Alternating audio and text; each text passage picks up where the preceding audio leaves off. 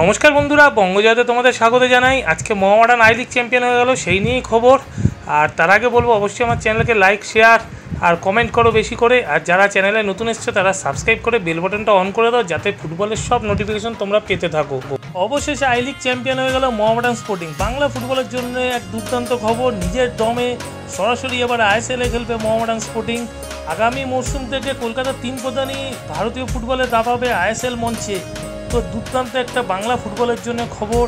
পুরো I league জুড়ে মোহামেডান এবারে দাপটের সাথে ফুটবল খেলেছে। মাত্র একটি ম্যাচ রিয়েল কাশ্মীরের কাছে হেরেছে, তাছাড়া কোনো ম্যাচ হারেনি।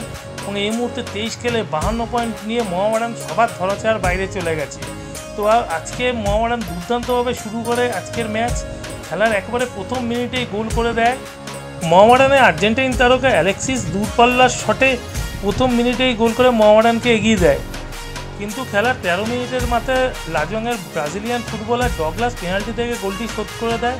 এরপর কিন্তু তুল্যমূল্য খেলা হতে থাকে এবং প্রথমার্ধে আর কোনো গোল হয়নি। প্রথমার্ধে 1-1 ছিল।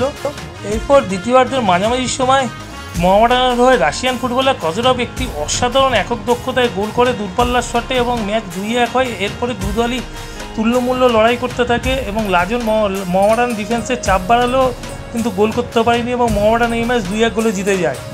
এই জয়ের ফলে মোহামেডান আই লিগ চ্যাম্পিয়ন হলো এবং এবারে রেড রোডের ধারে ক্লাবটিতে আই লিগের ট্রফি শোভা পাবে। একটি অসাধারণ জয়। পুরো টুর্নামেন্টে মোহামেডান দলগত ফুটবল খেলেছে এবং তারই ফলস্বরূপ মোহামেডান আই লিগ চ্যাম্পিয়ন হয়ে আগামী মৌসুমে আইএসএল খেলবে। তো আজকে এই ছিল খবর। ভিডিও ভালো লাগলে অবশ্যই লাইক, শেয়ার আর সাবস্ক্রাইব করতে ভুলো না জানো।